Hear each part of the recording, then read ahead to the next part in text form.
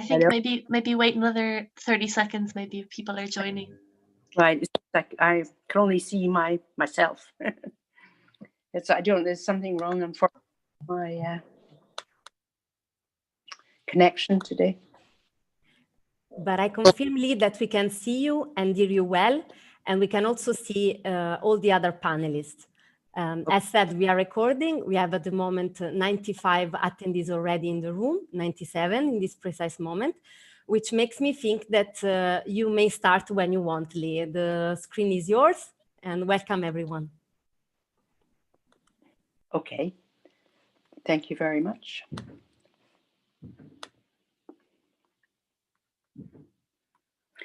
Well, good afternoon, everybody. I'd like to welcome you to our third webinar in the series hosted by what we call the Vienna Forum on European Energy Law. This is an initiative that the Florence School of Regulation and the Energy Community Secretariat in Vienna started some 8 years ago. Until now, we've always been live, so offline, but this year we are, like many events, constrained to go online, but that has also a lot of benefits, I think, and I hope that today you will be able to enjoy a lively panel discussion.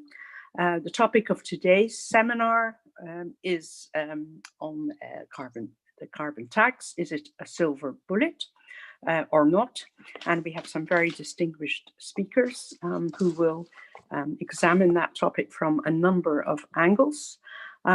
Just to quickly bring you up to date from my perspective, where are we with the proposals? To give you a quick bit of background. Of course, the Commission, as is well known, launched a plan to introduce a carbon tax with a carbon border tax adjustment mechanism, which is very controversial for many. That was launched as part of the Green Deal.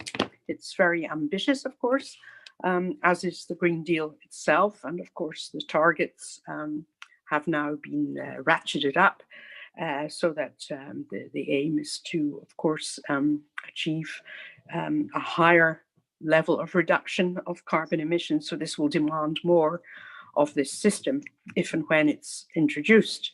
If you have been following closely, you will know that the consultation period opened earlier this year and it closed in late October. We are expecting a proposal from the Commission in June 2021. No doubt there will be some leaks before then, as is usually the case. The debate is complex for many, many reasons, which we'll hear about today, not least perhaps because it's not just about reducing emissions, but one of the questions is whether or not this tax should be an important source of revenue in its own right for the European institutions, something that the European Parliament is quite keen on. And the projections for the level of revenue vary, of course, depending on the severity of the tax and the scope of any exemptions from it, from between 5 billion to 14 billion per annum. And that would all go into the recovery fund, which of course is very important for getting Europe back on its feet, given that so much has been closed down because of COVID. So there's a lot at stake. If you have been following some of the discussions, you will know that there is a lot of debate about the linkages between this new mechanism and the ETS and how to adjust the ETS, if at all. And this raises a lot of technical obstacles as well as administrative obstacles. But of course, for lawyers, there's been a lot of discussion about how this system can conform with WTO rules. There's a lot of different opinions out there. It's very much a moving target, I think, this discussion too. And I'm sure we'll touch on that there are ways to design this system that might well be WTO conform. Nevertheless, they're complex. They're not, I think, easily drafted. And that is something too that I think we'll hear a lot about.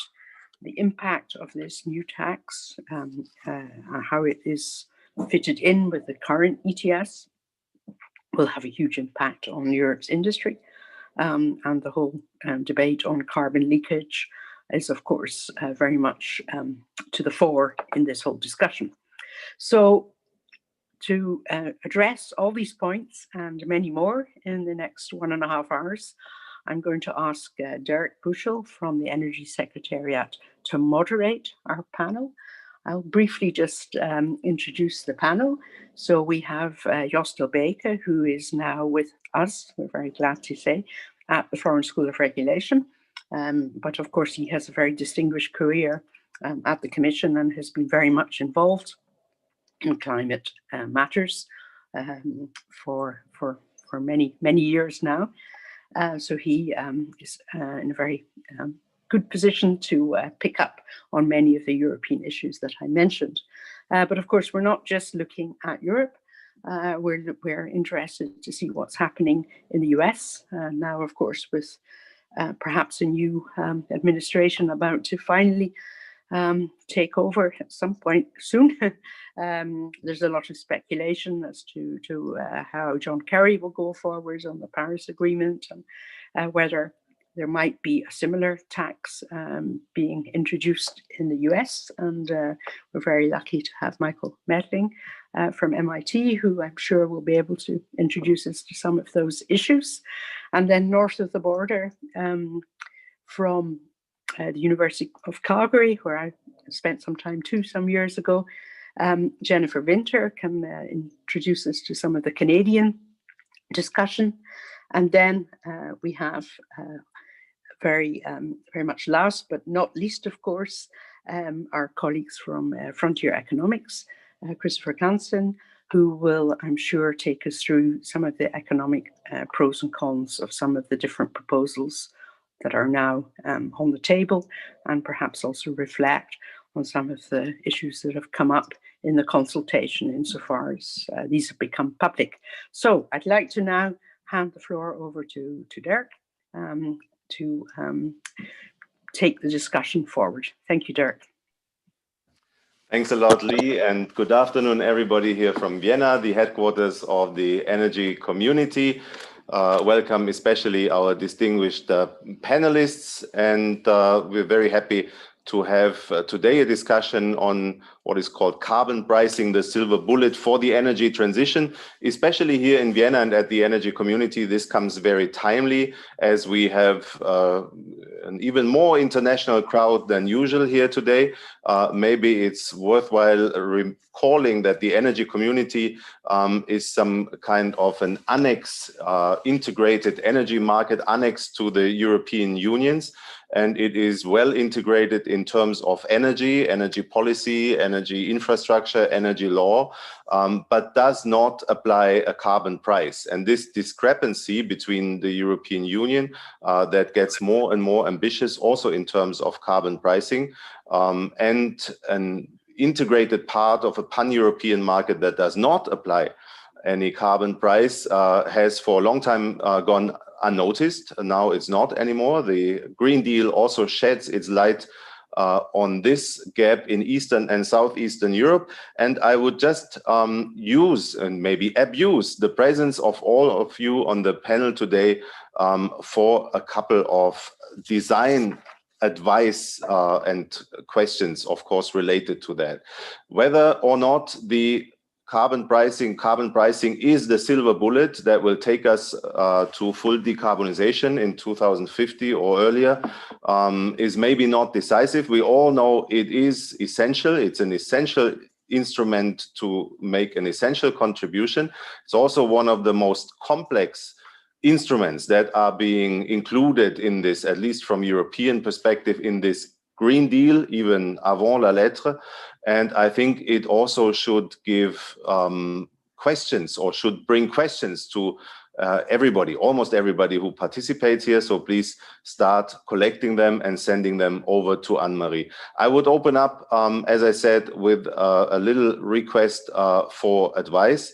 And that would be indeed, if you put yourself in the shoes of a policymaker who's to design a carbon pricing system for a regional energy integration scheme like the energy community, what would be your recommendations? Where would you start from the discussion taxing versus a cap and trade maybe, or a combination? Which sectors would you include? Would you think that the question of how to use and spend the revenues should take center stage? Are there any governance issues, any interventions maybe into the pricing system also needed to not repeat the fluctuations and development that the European system has been going through?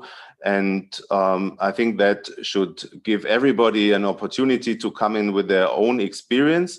And evidently, there's no better person to start with than Jos Delbecque. Jos, when you have now a second go at designing a carbon pricing scheme, what would you do similarly? What worked well and what would you do differently? Thanks a lot. Well, thank you, Dirk, and good afternoon to all of you.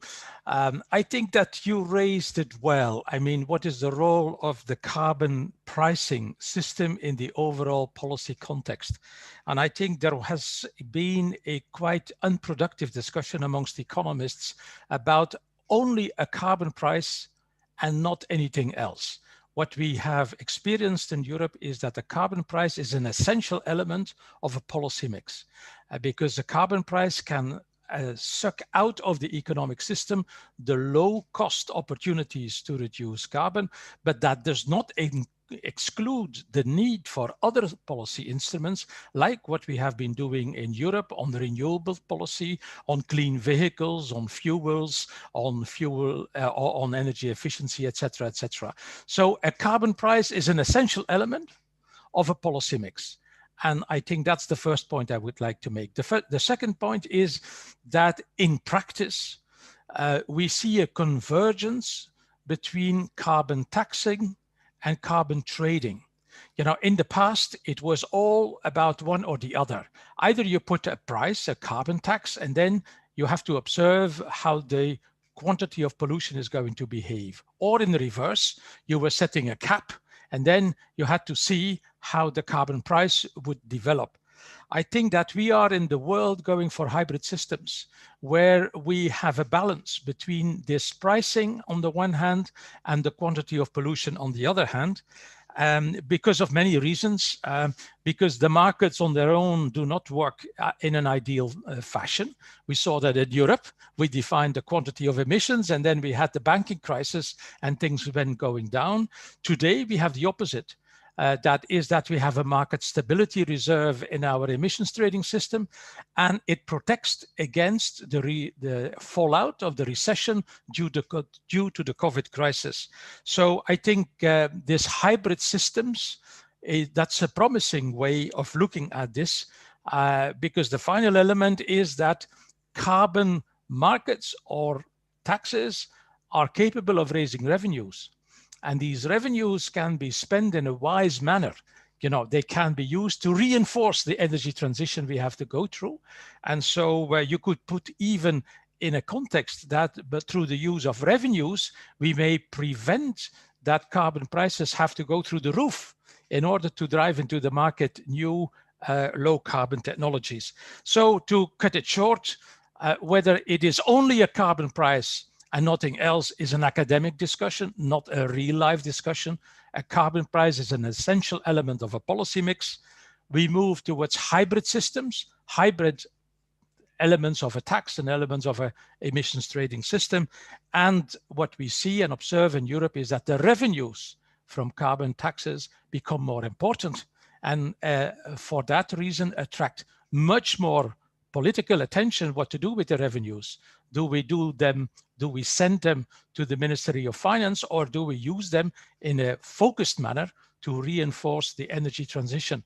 And I think those three elements make us in a world today where we are much more mature to debate the carbon pricing issue than we were, say, at the start when we started in Europe in 2005, which we had a raging debate on regulation versus pricing. You know, let's put that behind. The real life is a combination of policy measures. Thank you.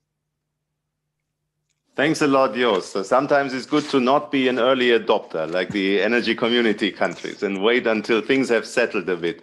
I'm wondering, this is, of course, highly welcome and relevant practical experience and evaluation. How does that look from a more pure economic perspective, maybe? Christoph, would you like to come in on this? Yes, I think if you ask me, how would I do a Greenfield approach? Huh? So this is my more now in the theoretical utopia world, and obviously one of the famous law in economics is one product, one price. Huh? So what you then try to do is the wider the sector is, the more regions you cover with one system, the more efficient the system will be. On the other hand, I understand where Jos is coming from. There is something like political reality. You have grandfathering. You have to get majorities to get these new schemes alive and through the parliament or through these agreed. And then you have to kind of give away some of the efficiency. Yeah? And then there are also questions about what's the burden on consumers. If you, for example, split the sectors according to the abatement costs, for example, starting with the sectors like we did in the ETS with power and industry, having rather low abatement costs and putting these together, that's one way. Then you could, for example, think about, okay, let's put mobility in there, but then we have the challenge that mobility abatement costs are an order of magnitude higher. What do I do with that? Huh? Do I go for the efficiency route? Then I put them in. I have all the questions about what do I do with the volumes and so on. Or I go with a separate scheme, be it a separate EUTS or a separate rule.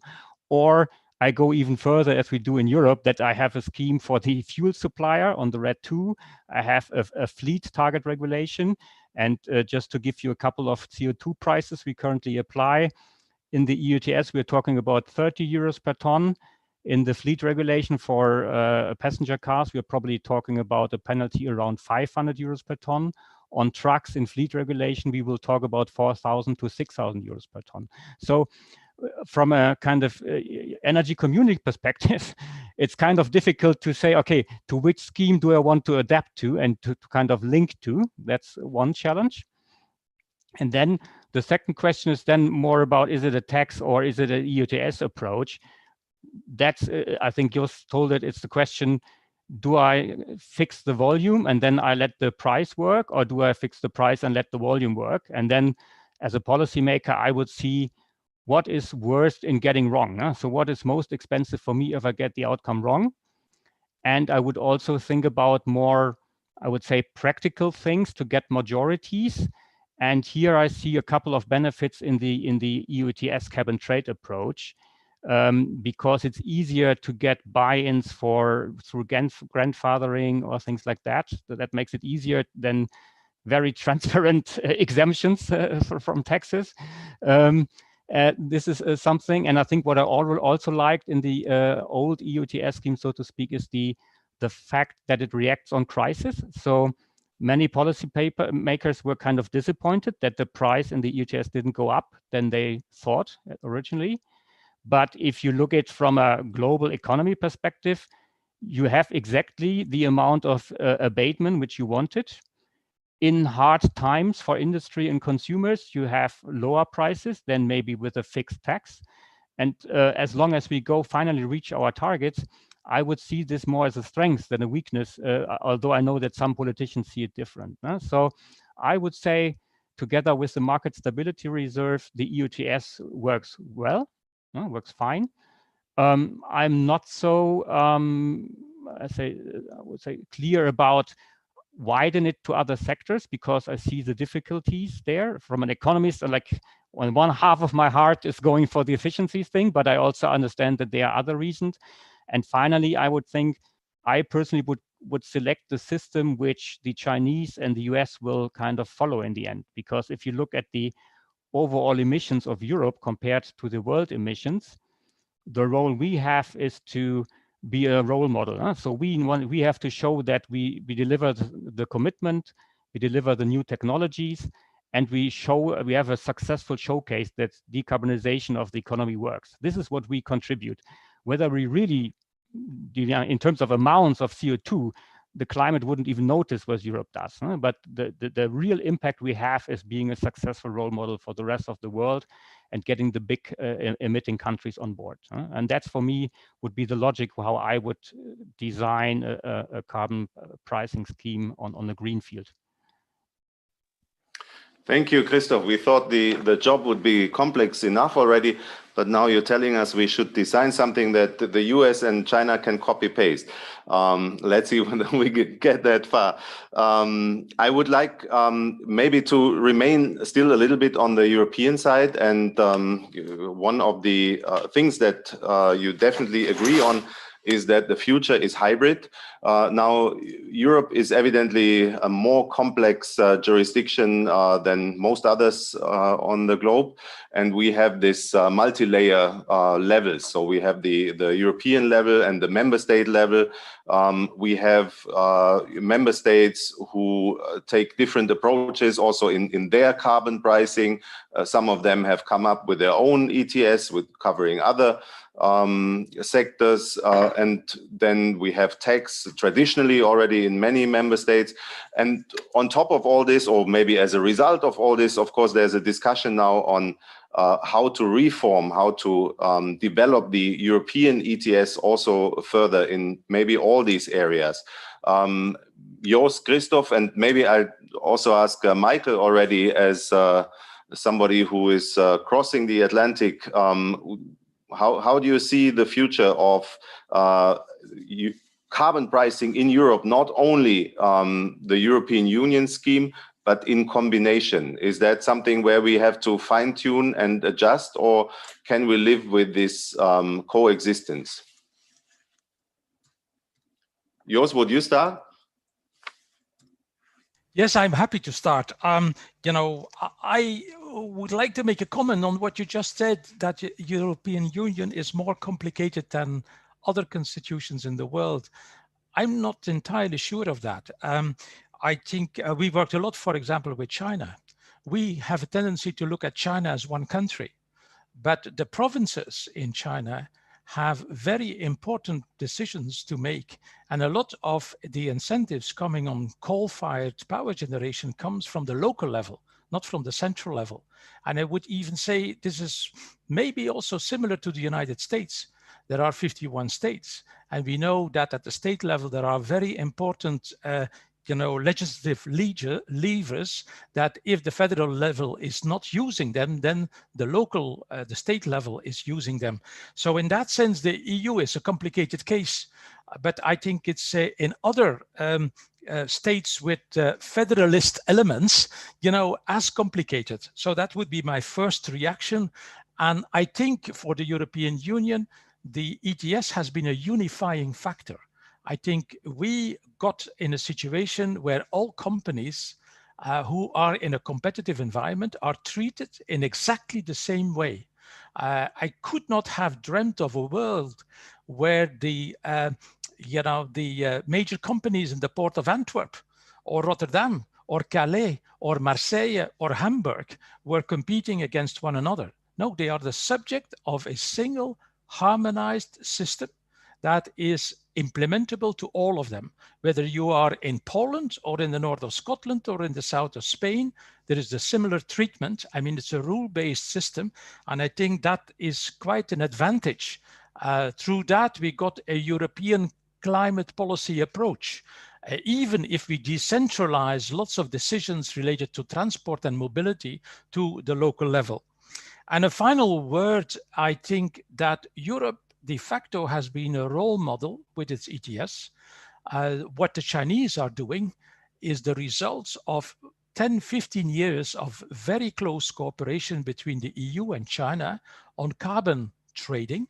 And the ETS that is now coming out of the 7 pilots and is being, rolled out nationwide, has been the result of very good cooperation, also with US scholars, etc. But the basic model that they were taking was the ETS. So they were, translating the EU ETS into a Chinese adapted kind of model that is now being rolled out.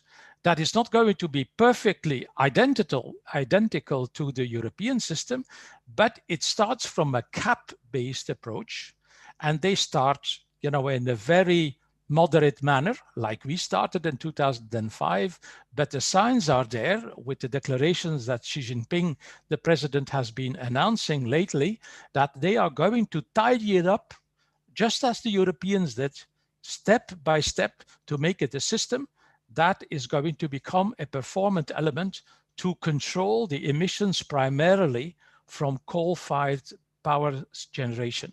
And I think that is basically what the system also was doing in Europe. It encouraged renewables, it encouraged fuel switching, but it discouraged massively the use of coal. And I think that the Chinese are setting out a path for themselves.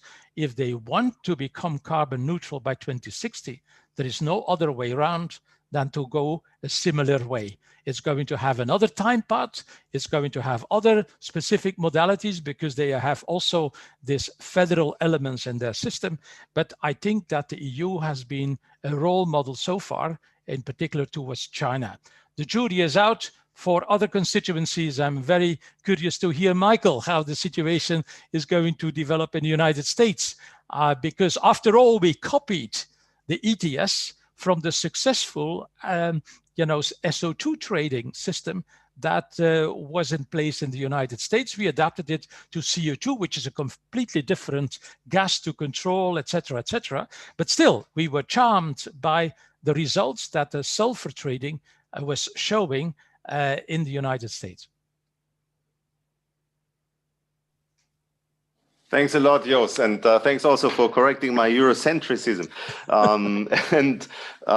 While we'd of course be all very proud if this makes it an export model for as many other jurisdictions as possible, I'd still, before Michael gets into the debate, I'd like to ask Christoph whether you see any open construction sites in reforming or further developing the European ETS. And while we're exporting, maybe we have to improve it, like any industry does, and always come up with a next model and try to make it the bestseller. Mm-hmm.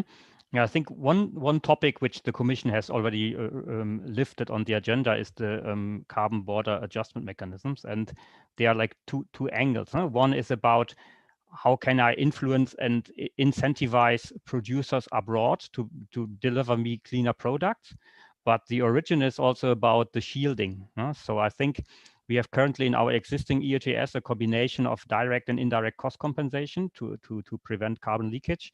And the system is currently designed with the so-called cross-sectoral correction factor, and the shield becomes weaker and weaker as the number of free allocation which are around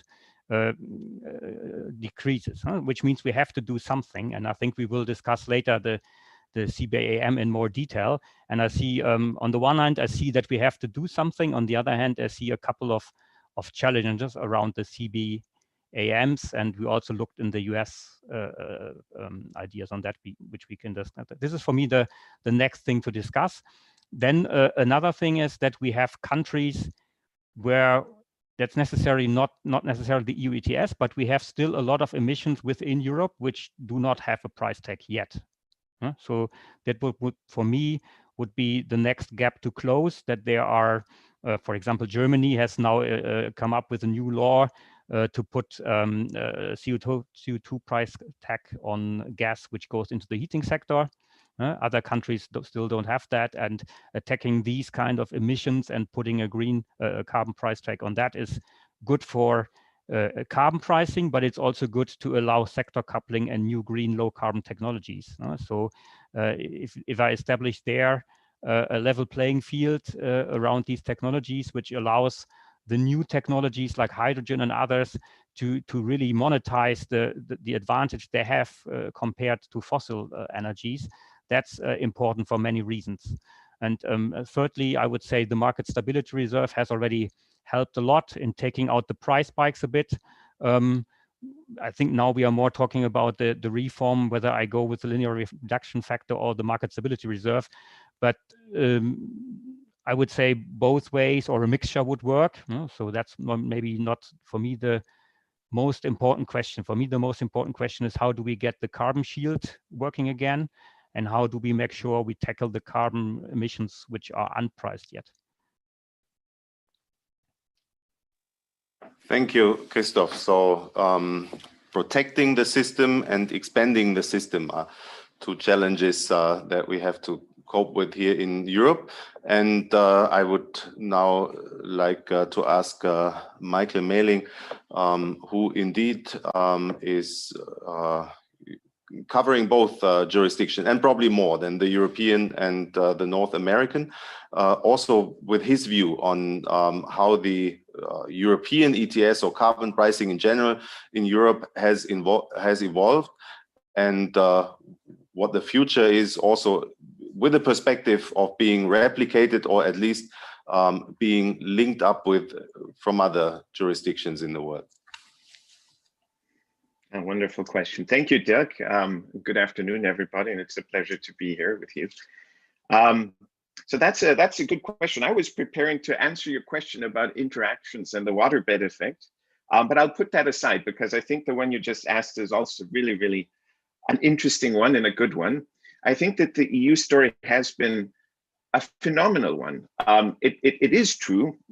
Yos is perfectly right that initially Europe looked to the US because there was some experience with market-based instruments in dealing with air pollution, and Europe didn't have much experience. And a number of political developments, the Kyoto Protocol, the difficulties to pass a uniform carbon tax in the EU, etc., prompted this shift to looking at quantity rationing, so looking at these market-based approaches. So the US was really a pilot study, if you like, to look into. But I think what the EU has accomplished is really, well, first of all, pioneering this largest market in history, really, and for a completely different type of pollutant, a stock pollutant that makes things also in some ways easier, but also other things more complicated.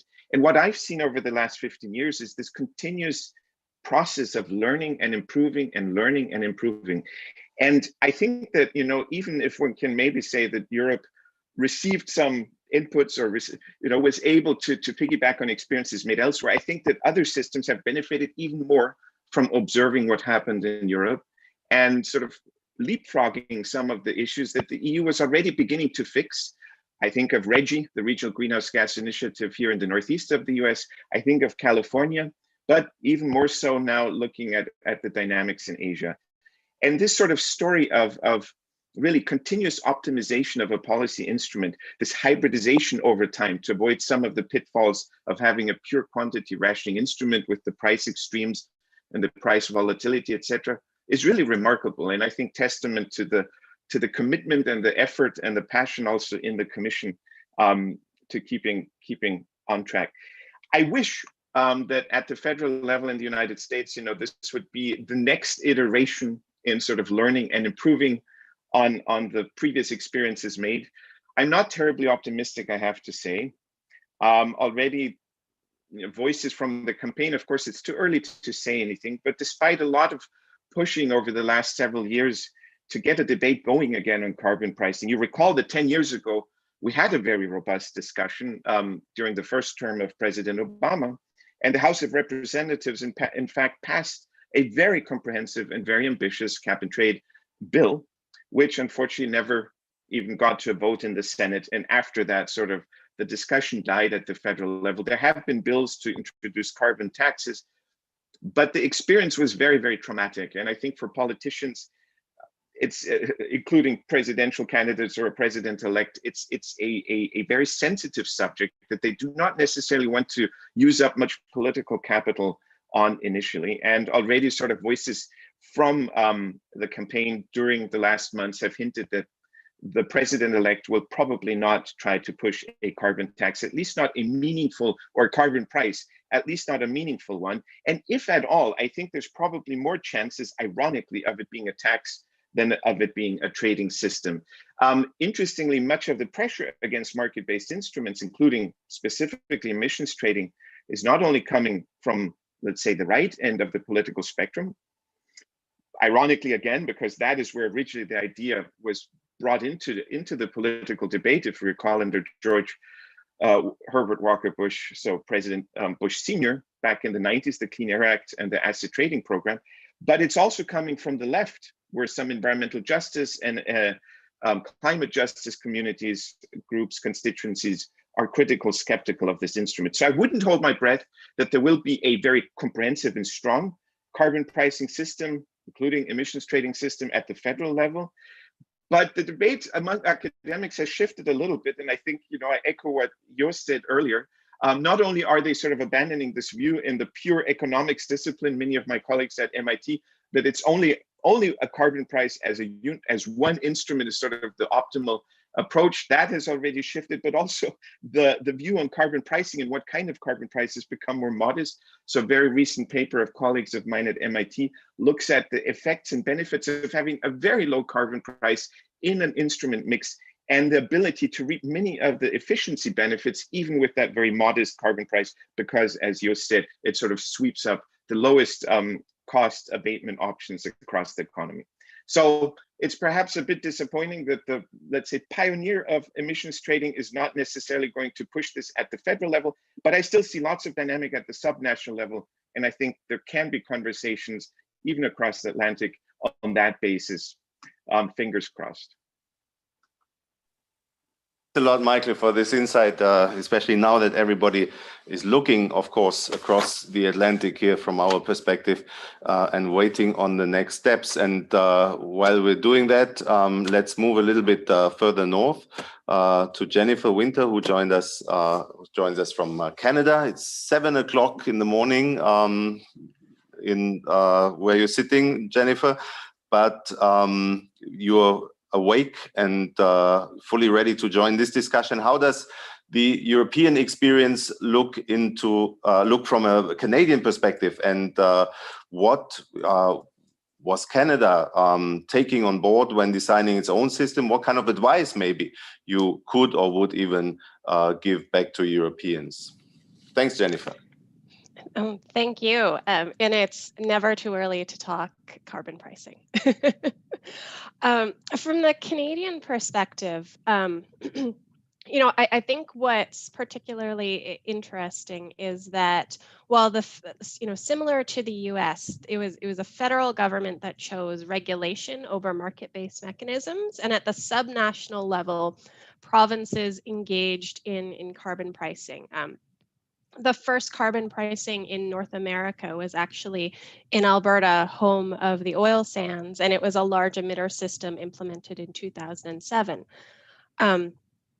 Right now, we have Canada-wide carbon pricing, but what's, I think, particularly unique about the Canadian system is that each province has developed its own system, sometimes by force from the federal government, but there are these differences in each jurisdiction that reflect individual concerns in each province, and it's that flexibility that allowed us to have carbon pricing in each province.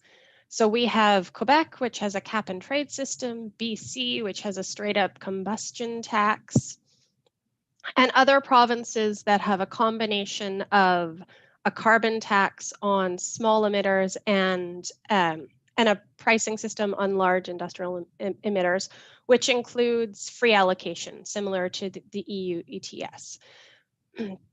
And one of the things that Canada looked at in developing its system for large industrial emitters was this concern about, of course, carbon leakage.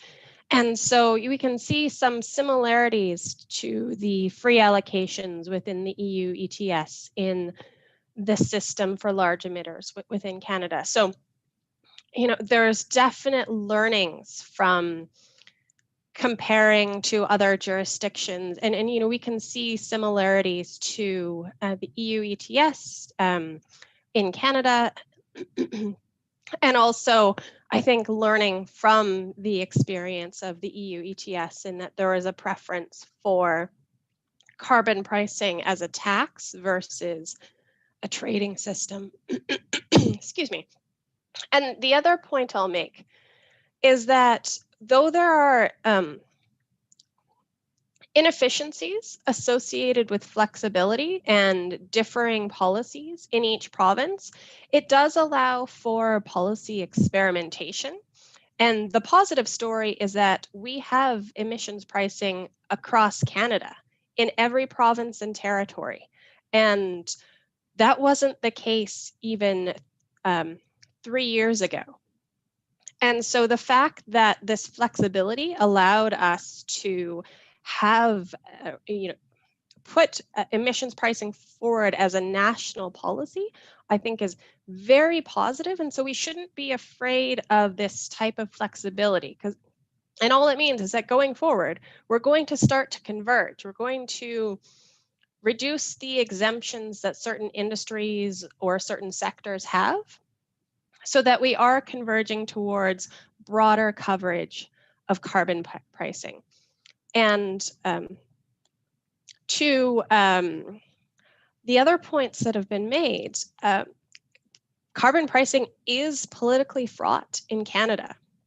And so that flexibility was part of addressing the politics of carbon pricing, and the fact that it is a tax increase, it's a tax grab, it's just going to hit pocketbooks, et cetera, and the approach for using the revenue was to lower the impacts on households through revenue recycling in the form of tax decreases or lump sum rebates, and then supporting large emitters through these free allocations of emissions permits. And so it's, you know, deliberately reducing the impact on both households, on industry, through revenue recycling to deal with the politics of carbon pricing in a fairly decentralized federation.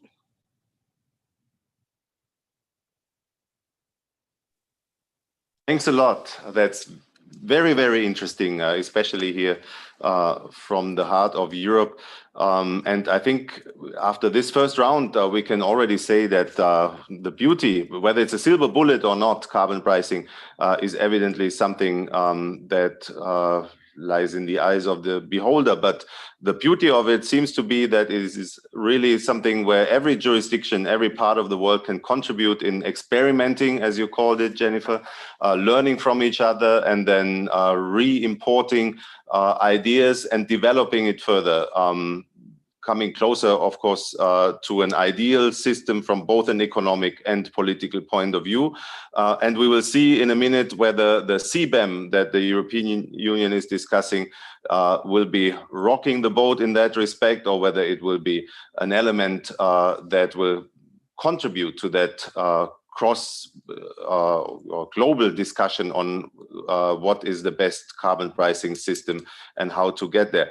But before we come to the CBAM, indeed, maybe one question that relates to the overlap or interaction between different regulatory policies. We've been discussing, or the title of the discussion is Carbon Pricing as the Silver Bullet. We said that this is a question that we're not going to answer. But what we can say for sure is that there's many bullets flying around here. Carbon pricing is one, but in these efforts to get to zero carbon, it's by far not the only one. And this has been an effect that's been observed for quite some time, or at least discussed.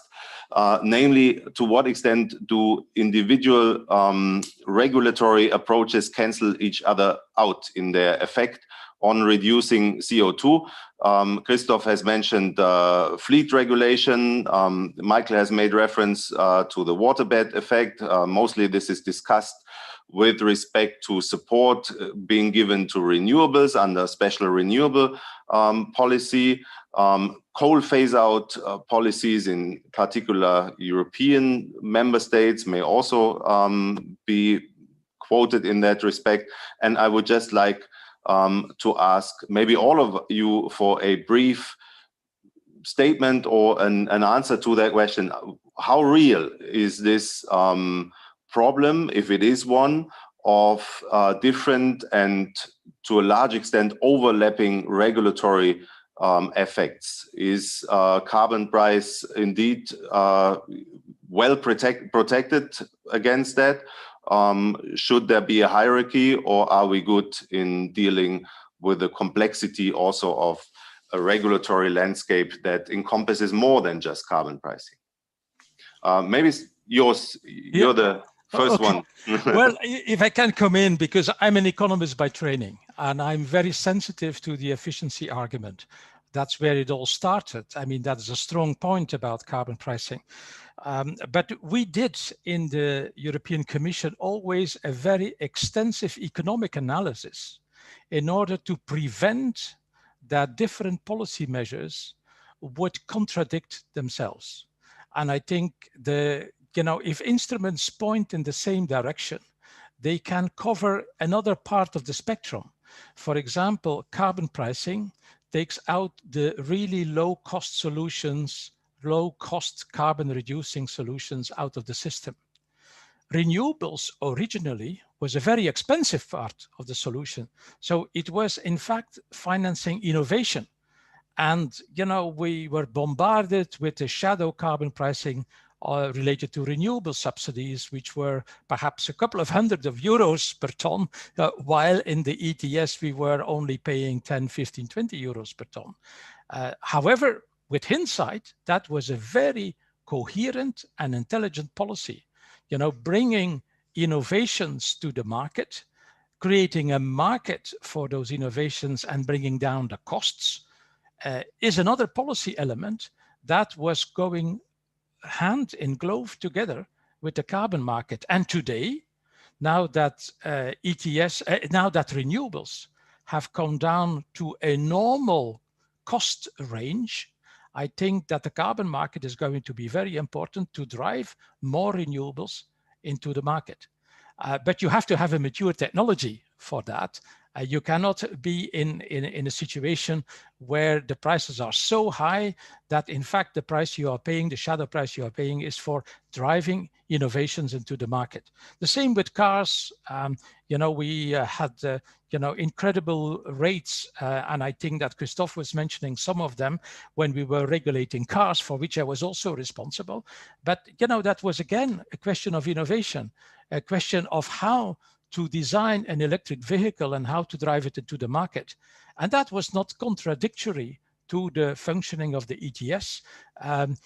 What we were paying in short to have a lot of attention to is to political acceptability. There was a wish for renewables that was broadly supported, in particular in Europe, where we are a very energy dependent continent.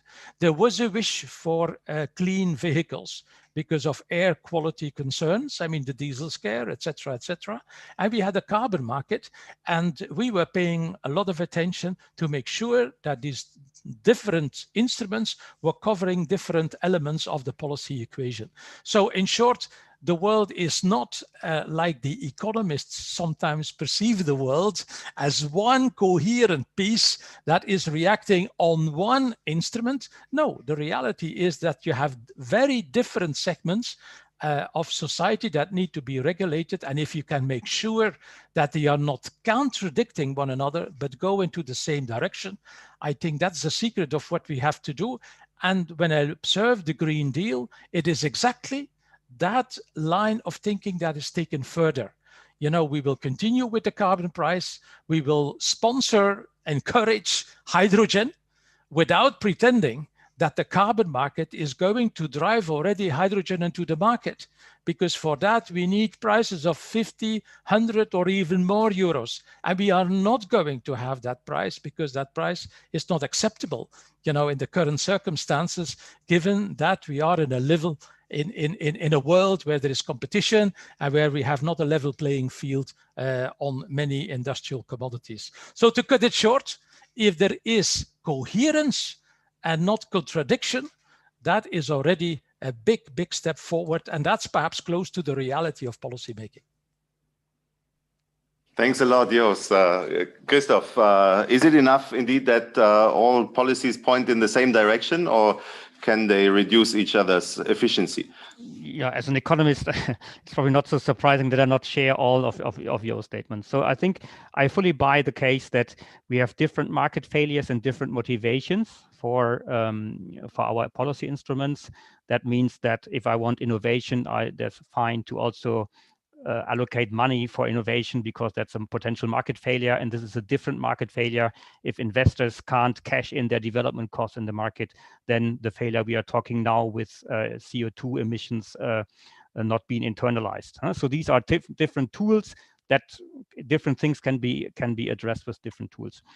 I also agree with the public acceptance point, but what I fear is currently, by I would call it a little bit micromanagement thing and experimenting. I think we are, to some extent, we are making all the case that this is to some extent necessary to buy in different countries, to avoid rents, to avoid that everything happens in one sector while other sectors don't do anything the next 10 years. So there are good reasons to move away a bit from the efficiency point. But my fear a bit with what we are doing now is that we are maybe repeating a mistake we did in the German renewables law a couple of years ago, when we spent billions of euros in a kind of unmature photovoltaics, where we paid 300 euro, 400 euros per megawatt hour on photovoltaics, and that's the money we are still paying for now, which is now missing. And if we are now entering in a world where we, for example, make huge abatement efforts with very high abatement costs, which raises then the level of cost burden, because finally someone has to bear the cost in our economy, which then doesn't make it a success story, then we have gotten it wrong. Because then people say, look, the Europeans, they now stop, they can't do it.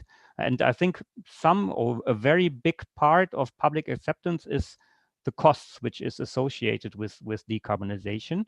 And while I'm fully aware, and I said it before, that we can't go for the 100% efficient solution, we have to think about political realities. I'm now a little bit in a situation where I fear we are micromanaging the system. We are inventing hundreds of instruments which we do not understand how they interfere with each other. And we are going down, from my perspective, too inefficient route for decarbonization. And we should maybe step back a bit, think, okay, what are the market failures we want to address? What are the interactions? And how much inefficiency do I want to spend to get the political buy-in and to get maybe some of the more expensive sectors moving first? How much money do I want to allocate for innovation in the mobility sector and so on? It can be that we finally end up in a similar camp, but I would be surprised if we really put a price tag on the efficiency that we will do the same as we do now. I think now it's more a kind of a almost arbitrary mix of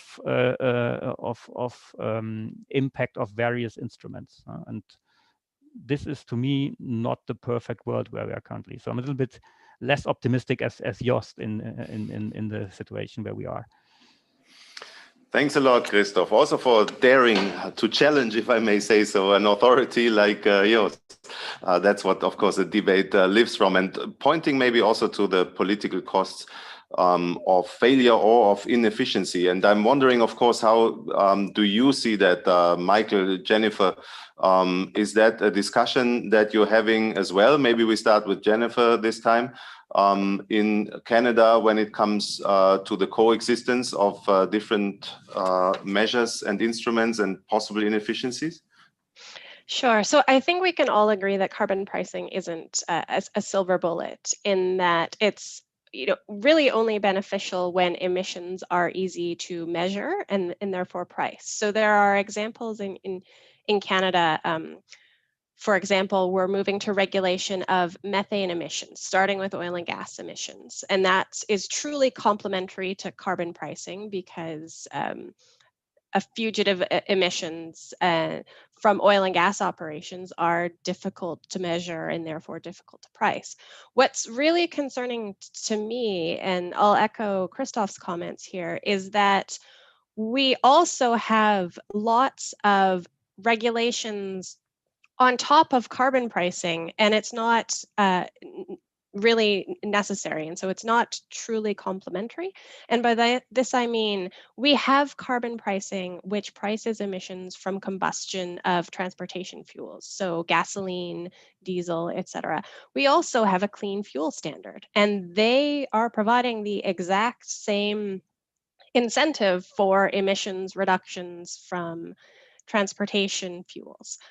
But if we have a carbon price that's sufficiently stringent, do we really need a clean fuel standard? And the clean fuel standard pre-existed carbon pricing, but right now the Canadian federal government is increasing the stringency and looking again at the clean fuel standard, despite the fact that we have carbon pricing. And I recognize that part of this is a response to the politically difficult fact that carbon pricing is explicit and obvious to consumers and businesses.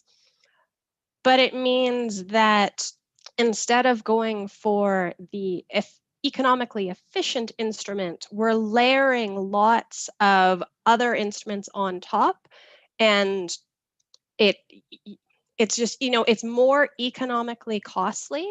And as an economist, I really wish that there was a robust discussion of the pros and cons of different approaches, rather than it's really, in many ways, it seems like everyone has just given up and saying, okay, the carbon price is going to go to $50 a ton and stay there. And so to make up the difference, we have to invent all of these other regulations that are not politically visible, but more costly in order to meet 2030 and 2050 targets. Thanks a lot, Jennifer. I just realized, Michael, that you're the only non-economist here on the panel, and maybe on top of the many other perspectives that you bring into this debate, how does it look from a legal perspective? I can assure you, Dirk, I'm always painfully aware of that. Also at MIT, I'm surrounded by economists. I'm an exotic individual in a way. Well, first of all, I want to, I think, side with Yos that in the end, I think this policy overlap and interactions are manageable. And I think the EU, of course, with the MSR, has found a very powerful way to deal with that. It is a non-trivial problem conceptually if you had like a pure ETS as a quantity rationing system with a fixed supply, and if you have uncoordinated introduction of other policies in a subsector or in a subgroup of covered entities that push down emissions, you can see that phenomenon, at least theoretically, of the waterbed effect, where you're dislocating, let's see, freed up allowances that are no longer needed there. You've pushed down emissions, typically at higher cost, without reducing overall emissions because they're under the cap, and it just shifts sort of the allowances in order to allow emitting elsewhere. But I think in practice, we've seen that this is not quite how it worked out. And I think this is really, to me, the most serious example of a potential risk of overlap with other policy instruments. As long as they're pulling in the right direction, I think I see synergies at large. I want to maybe sort of draw quickly to my side of the Atlantic. When I started at MIT, one of my successors, who I respect very much, predecessors, Danny Ellerman, had not long before I came to MIT written a paper where he analyzed, he made an a cost-benefit analysis of the German feed-in tariff. And he concluded that, in the early phases of the Erneuerbare Energiengesetz, the cost of abating 1 ton of CO2 emissions or CO2 equivalent through avoided use of fossil, electricity generation was in the order of $800 to $900 per ton, showing that it's a very inefficient instrument. And I think that that has sort of been symptomatic or emblematic of sort of the purest economic view of a static cost-benefit analysis or cost-effectiveness analysis of policy instruments. When I look back, I really think, you know, when I talk to people about the German experience and what the EU has done by pushing innovation with heavy upfront investment in long lead time clean technologies, to me, what the EU and what Germany and other countries in the EU have done is invested heavily in allowing Ghana or India or sub-Saharan other countries in sub-Saharan Africa to have a viable, competitive technology to decarbonize their systems, their economies, now at affordable costs. And we wouldn't have had that without those early investors. And I think this goes to what Yos was saying. And I think this dynamic perspective is extremely, extremely important to keep in mind. And I think that in economics, even, you know, we have evolutionary economics and we have systems transformation theory, etc. I think starting to shift the viewpoint from the static to this more dynamic perspective. I also think we should keep in mind that in the bigger picture, we all agree that maybe these differences between static, you know, welfare effects of this policy versus that are still trivial compared to the importance of avoiding the economic cost of climate change. I think that overshadows these marginal sort of differences between instruments that we have so much debate about. So again, let's keep this long-term perspective. Last but not least, it's been again and again shown in surveys here in the US in particular that support instruments investment, which may not be the welfare optimal, the most cost-effective policy choice, are nonetheless politically so much more preferable, and they allow doing something. And that, I think, explains why the Biden plan on climate change, for instance, is very much focused on investing. There are definitely fiscal and other questions that will have to be answered at some point, but at least it gets the ball rolling. And again, I think let's keep that dynamic perspective in mind. Thanks a lot. If I may jump in, you know, maybe in your answer to the next question or next topic, Yos, and I know you will do that very elegantly, but we have around 15 minutes left maybe for discussion of the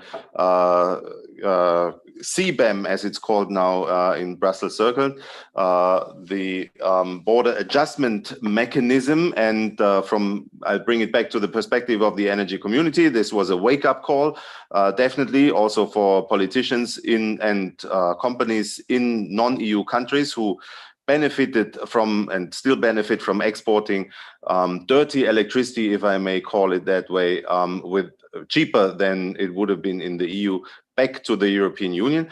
And I would just ask for everybody's contribution to that without any specific question, maybe just generally the CBAM, a motivator or a threat to international trade. And Yos, please do start and spend some time on bringing your additional point on efficiency. Okay, thank you, Dirk. And I just wanted to make a comeback very briefly on the last argument. I think that economists are very bad in the dynamic perspective and in particular in the dynamics of technological change. And the example that Michael was giving on renewables is exactly spot on. It costed a lot of money at the beginning, but today the cheapest way of generating electricity is through solar panels in India, sub-Saharan Africa, etc., etc. So it's really money well spent, I would say. You know, even if it was a massive amount of money, it was well spent in view of the carbon neutrality that we all have to achieve. And the second reply to Jennifer is that in addition to that, the consumer is not always rational. And that's dramatic from a policy perspective. You know, I was regulating the carbon market as well as cars. And, you know, I was fully convinced about a economic incentive towards car legislation.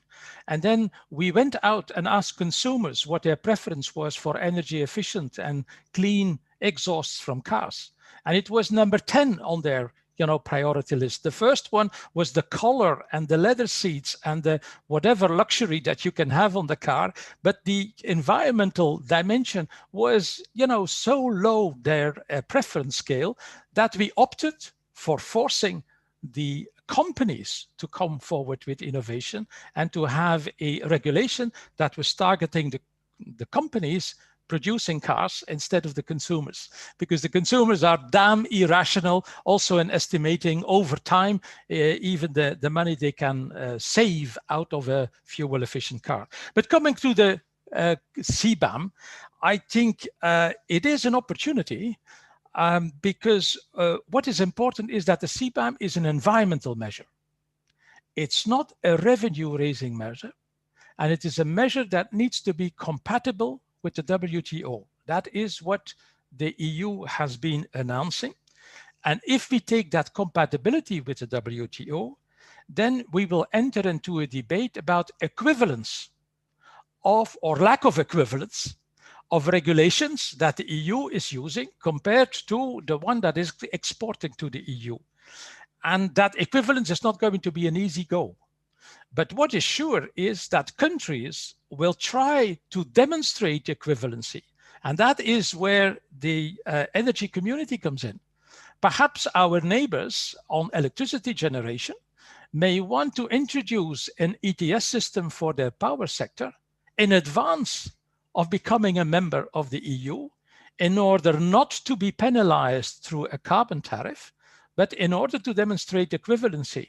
And that is the other element on which the von der Leyen Commission is appealing. It is not just the penalty, the shielding element, as Christoph was calling it, but the incentive for others to do the right thing. And in that sense, I think that we urgently need to develop in the EU a diplomatic effort that is more focused on how to prevent the CBAM to be paid by installing the good policies that are necessary. And in particular, I think that electricity is going to be the first candidate for the CBAM, even before cement or steel. But electricity, is not subject of free allocation in the EU. So we will not have that part of the debate. That is going to be very complicated, because if we introduce a CBAM, we have to get away from free allocation. And so electricity, in my view, is going to be the first one squarely on where the EU is going to create a CBAM. And in the energy community, if the reply was, give us 2 years' time to introduce an ETS, for our power sector, that would be a great solution for these countries in view of possible future membership and in view of the improving the climate action, on the globe. So I would see it as an opportunity and not so much as a threat. Thank you. Thanks a lot, Jos. And the clock is ticking now, indeed. 2 years, you said. We'll try to deliver. Maybe now turning to Michael with very brief questions, but you will also expand given all your insight and experience. Is WTO compatibility possible? Will the EU actually make it? And the relation, what Jos also referred to, that it's an incentive measure. We should incentivize those whom we also support in terms of our climate diplomacy, and where we see that actually something is happening in terms of aligning with our goals and maybe also our instruments. Do you see a CBAM compatible with this climate diplomacy approach, Michael? Mm-hmm. Thanks. Good questions. So first of all, to the question on WTO compatibility, the EU has consistently emphasized that is an absolute must. There's no alternative to that. And in the trade lawyer community, so among many colleagues, there's two different schools, let's say, on how that could be achieved. The first is that one could potentially design a CBAM that is conform with Article 2, Paragraph 2, Article 3, Paragraph 2, or Article 3, Paragraph 4 of the General Agreement on Tariffs and Trade, which allows adjusting adjusting on imports in terms of applying the same burdens, whether it's a tax or some other regulatory measure that domestic producers face. And others say that it's really, really hard to do that, because in the end, even if you treat imports and exports exactly identically, you will still be treating the cleaner domestic or foreign products and the dirtier domestic or foreign products differently under the CBAM, at least under most designs. That's the whole point, to reflect sort of the carbon intensity, both of domestic products and of course of imported products traded, so goods that are traded across the border. And that invariably then leads you to, and I think this is where I personally also, I'm of that camp, it invariably leads you to Article 20 of the GATT, which contains a series of exceptions to the to the non-discrimination disciplines of Article 3 and Article 1 of the GATT. And two of those in particular, Article 20B and G, are relevant, protecting natural resources, protecting environment, human health, etc. And so there's little debate that, or little questioning, few would doubt that a CBAM would fall under these, but it does come with certain conditions. And I think one of the most important ones is indeed, it has to all be about advancing the legitimate environmental objective in a non-arbitrary, in a premeditated, deliberate, etc. way. There's a few other conditions that case law under the WTO has established over the years on Article 20, and one of them, to echo what Yos was saying, is that it has to be preceded by inclusive, transparent, open negotiations with affected trade partners. So that's another very, very important component. But ultimately, that also strengthens the argument for this leveraging effect, if you like, to incentivize other countries to increase their climate efforts, their domestic climate efforts. That is something which can be reflected positively when you apply Article 20, when you interpret Article 20, because it does strengthen sort of the overall outcome of improving environmental protection around the globe. So all in all, I'm optimistic that it is doable. I think the European Union will do what it takes to get there, but I would also side with Yos that there are certain things that have to be done. And I think that engagement with trade partners is really, really important. And that in a way also links to the second half of your question, which I won't go into much detail, but yes, climate diplomacy exists alongside the trade relations, and we have to make sure we don't poison the willingness to cooperate on climate. We're heading into a very important conference of the parties next year in Glasgow, postponed from this year, about the next cycle of ambition of nationally determined contributions. And we already have some signals from some countries that they think this could undermine, the willingness to cooperate on climate, on this collective problem, if countries unilaterally, or regional economic integration organizations like the EU, unilaterally adopt sort of punitive measures. So it has to be transparent and inclusive, but I'm optimistic that will happen. Thanks a lot, Michael. And now let's turn to Jennifer and see whether also you're following this. Well, I assume you're following the debate, but with what kind of analysis, with what kind of thinking when you see that Europe is discussing and is about to introduce a carbon border adjustment mechanism? What's the impact on Canada, for example?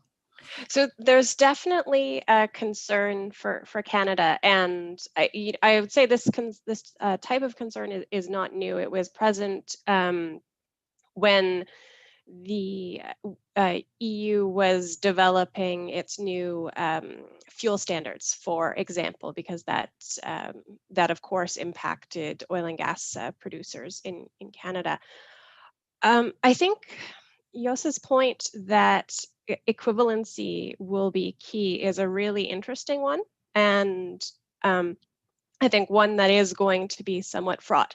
There are perhaps some lessons from Canada, in that when we were rolling out carbon pricing across Canada, each province and territory had to negotiate with the federal government to prove that their proposed pricing system was at least as stringent as a federal benchmark. And again, we're going through the same thing with methane regulations. So I think in a decentralized federation, there is this precedence for determining equivalency. One of the challenges in Canada, of course, is making that equivalency determination transparent, because the reality is this is very technical material, and so it is definitely not approachable to the general public, and even to many people who study this. And I think the second point I'll make is it's quite possible that CBAM has a really important role in pushing along climate policy in countries outside of Europe. And I think we can look to an example from the US.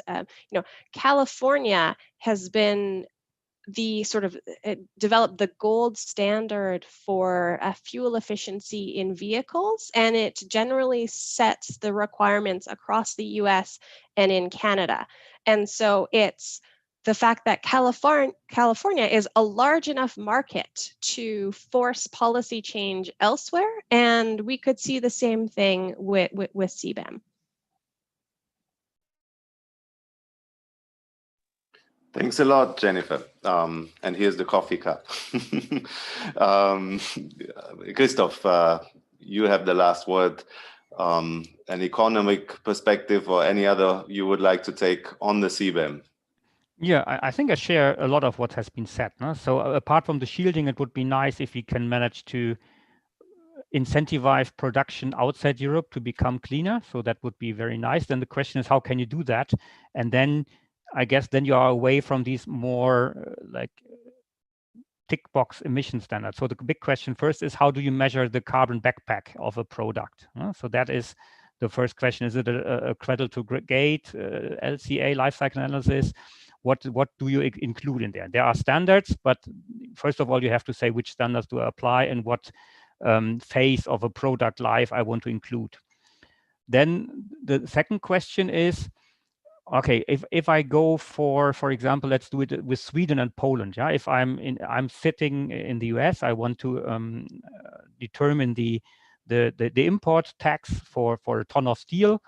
Do I distinguish between a ton of steel? Let's think it would coming from Poland or from Sweden. Yeah, where Poland has a lignite-based electricity mix, and Sweden is almost 100%. The same I can do with, let's say, California or West Virginia. Yeah? So same questions. Or in China, you said there are similar differences in China. So what level of detail do I want? And then there's a legal question, which I can't answer. This has been said, how accurate is the minimum level of accuracy I need to have when I set a tariff to make it WTO consistent? But there's also the kind of incentive point, and I think Michael mentioned it. If I want to provide an incentive, my own personal carbon footprint has to have an influence on the tax. Otherwise, if I treat the Swedish and the Polish steel the same, I have at least maybe some price on the carbon, but I'm maybe not reflecting the value of the cleaner Swedish steel with the Polish steel. And then it comes back to the legal question: do I have to do that or not, or is it enough if everybody has the same rule? Huh? That's something which I don't know. And then the other point, when I think about practicalities, I see a little bit the risk that people are starting being very innovative in where to form their trading companies and where to allocate their production. For example, in the American example, I know an example about the CBAM from the Resource for Future. It's a think tank from Washington, and they include basically an export rebate and an import charge. And then the big question is, if you see a ton of steel, did I produce this ton of steel in my clean or in my dirty production facility as a company? If I look at an export rebate, I probably earmark the ton of steel to my dirty production facility. If I'm looking on the import, then I probably earmark it to my clean one. And then I can also think about inventing a perpetuum mobile, putting a ton of steel on a ship, sending it out, getting the export rebate for the dirty production, bringing it back in, getting paying the import charge for the clean production. And or in a German or European example, I go from Poland to Sweden and then to America. So these are kind of practical issues which we need to think first before we roll out a CBAM on many products. So I would say the idea is really tempting and nice. I see a lot of practical challenges, and therefore I would, as an economist, try to maybe start off with 10 or 20 carbon intense products, get it right. Also think deeply in these nitty-gritty details of implementation, and then roll it out wider. I'm not sure whether this is legally possible, because I'm not a lawyer, whether you can do that. But from experience with these kind of systems from other sectors and thinking through the practicalities, that would be maybe my starting point. So in general, idea is good, practical implementation is challenging. Thanks a lot, everybody, and I'm very happy that we also got a very differentiated discussion here on the CBAM with clear supporters, then some concern and maybe some questions on how, I believe everybody still has questions on how it will look on the details. And I may just recall and invite the colleagues from FSR to launch it, that we have a poll going on as well. And the question is, do you think, that's for the audience, do you think a carbon border adjustment mechanism would be a fair way to drive the transition forward? I think the emphasis here is on fair, not on transition and forward. That should go without saying. But we're interested, of course, in how the audience looks at that.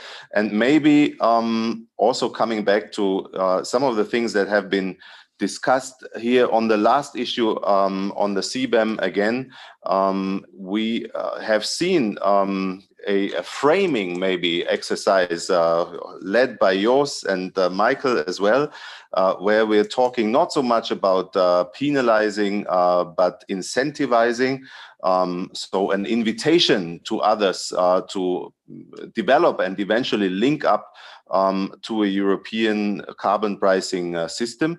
And I'm mentioning this because we have a few questions from the chat as well, and they mostly come from our energy community colleagues, which makes me very happy. And they mostly also go in the direction of how is that going to work in practice? So how will we incentivize countries, talking now about the energy community, so somewhere between Europe and developing countries, in countries which have been relying on coal for the last couple of decades and are not very much prepared maybe to make this 2 years move from zero carbon price to the European ETS level. On the other hand, we also hear from industry, so from the electricity industry in those countries, they say, well, you know, if we have the choice between a CBAM and having to develop our own carbon pricing system in our countries, we go for the CBAM. That seems to be easier to handle. They don't specify how they see it easier to handle, but maybe it has to do with many of the practical issues that still remain to be resolved here. Maybe summing up all these questions in the chat by this, some practical advice at the end by everybody, how to deal between CBAM and energy diplomacy or climate diplomacy, between penalizing, incentivizing, and maybe also giving support and maybe even financial support here. How do we get the countries in our neighborhood through a CBAM or with a CBAM closer to the European market, also in terms of carbon pricing? Yours, it has become a decision that you're a tradition that you're the first one to start. Shall we keep that? Okay, fine. Before you do, Yours, sorry, I just announced the outcome of our poll. So 83% believe that this is a fair way to go forward with the transition, and I think that is a very good result. Okay, well, I would reply, Dirk, to your question that in fact what we are doing is very odd seen from a climate perspective. In fact, we are asking importers to pay access to the European market, while in the climate negotiations, we all the time talk about support from Europe to other places in the world to help decarbonizing the economy.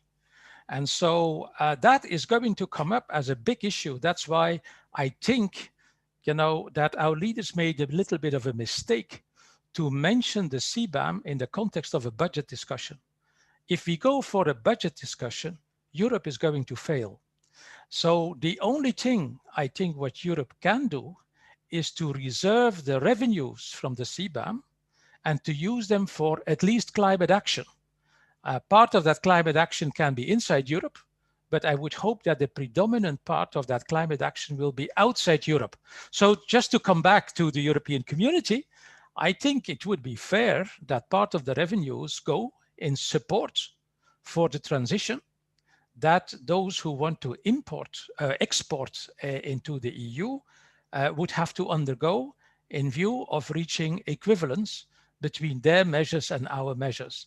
So I think that spending the use of revenues for climate-related purposes, in particular outside Europe, will help tremendously to have a general acceptance of the CBAM internationally. And there is a lot of work that our diplomats will have to deploy on that side. Thank you. Indeed. Thanks a lot. And that is opening a whole new discussion, at least in our energy community. And I can see virtually many people now already thinking of how to prepare for that discussion and that diplomatic exchanges. Anybody else who would like to come in? I admit the energy community is, of course, specific, or European neighborhood is a specific topic. But as the audience raises these questions, if somebody else would like to come in, please feel free now. I would maybe just share what Yos said, and I think the energy community has also a lot of potential. For example, if you look at the renewable potentials, so maybe we can tie it with, let's say, some hydrogen or other green technology investment projects. So I think there's definitely room for a win-win investment in this area between EU and energy community countries. And then, yeah, I agree with the concern Yos had mentioned on the political messages. Starting now, not paying anything for carbon emissions with CBAM, you start paying. So it's a step back for you. And if you want to, or if you then have the arguments which Yos mentioned, there's a good reason that you link that with some innovation funds or transition funds investment, and the weather conditions and the space, it's all there. The costs base, so there's definitely a lot of room and sense to do some of these energy investments in the energy community. It's close to Europe. You can transport it to Europe, and Europe itself will never be able to produce all the energy it needs in the future in a climate neutral manner on its own grounds, just because we are a highly densely populated continent. And I think that's, as I said, is a win-win position which we can make. Dirk, if I may, very briefly. I know we're running out of time, but I would mention one thing. So a CBAM is a very, very complex instrument with a number of variables, a number of design choices, design elements, and options for each of these elements. It's very complex, but the upside of that is that you can design it. There's a lot of latitude on a number of different design elements and how you design it in order to make it, let's say, more amenable politically, diplomatically, and to take into account the concerns of other countries. I want to mention that at the European Roundtable on Climate Change and Sustainable Transition, we had a project where we broke down all these design elements and options and sort of analyzed them in detail. But another component of that project was to have town halls with other countries, including several neighbors in the energy community. So Eastern European neighbors or Central Eastern European neighbors of the EU, but also countries like India or Mexico or South Africa. And one thing that struck me, and which surprised me, frankly, and I think we wouldn't have seen 10 years ago, is that in all these countries, there was, in fact, some understanding and even a sympathetic, let's say, disposition to the fact that, yes, we are under the Paris Agreement. Unlike 10, 15 years ago, many of these countries, they didn't have any sort of obligations or even aspirational obligation to reduce emissions, but they do now. And under the Paris Agreement, they also understand that efforts will be asymmetrical. And so each country is sort of concerned about such uneven ambition levels across borders. And so I think that there's more openness on having this conversation about how to deal with leakage, how to deal with asymmetries of climate action than we would have previously. And that makes me optimistic that we can find solutions to some of these challenges that would otherwise arise. Thanks a lot. Jennifer, I assume the energy community is far away. Then let me just thank you very much all again. If Jennifer doesn't want to come in, on this particular issue. I think thanks to your presence as well, Michael's and Jennifer's, we have seen that the discussion on carbon pricing is not only where Europe is a laboratory, but also it's a global experiment. And I think these 1.5 hours with you was really a perfect possibility and opportunity to understand where we came from, how we developed, and that we are right now at reaching the next level, both internally, so from a European perspective, and potentially also broadening the scope of the ETS, but then evidently also with the CBAM, which attracts a lot of attention also, and evidently, especially from outside Europe, which will keep us in the energy community busy and also inspired, hopefully, for the next couple of years. I can't promise 2, but we'll work as fast as possible. And in this spirit, we hope that our community, from which we have many people in the audience here today, can also contribute to this really amazing development of not only committing, Michael has referred to the Paris Agreement now at the end, of committing to the same goals, but also jointly and everybody chipping in with their experience in designing instruments. And that's in itself probably an intellectual and a practical, a political and economic adventure that nobody should miss. And I'm really very happy that this discussion and the political developments provide an opportunity also for the neighboring countries outside the European Union to get into and to learn and contribute to learning also what the rest of the globe is doing. I think this brings today's discussion to an end. Thanks a lot to everybody involved. Thanks a lot, dear panelists. This was really full of great ideas to take home and to develop further. Thanks also again to those who helped me and us organizing, Rosetta here in Vienna, Lee, Anne-Marie and Chiara in Florence. And we hope to see you soon again, next year in person. And next week, this time for another round of our Energy Law Forum webinars. Have a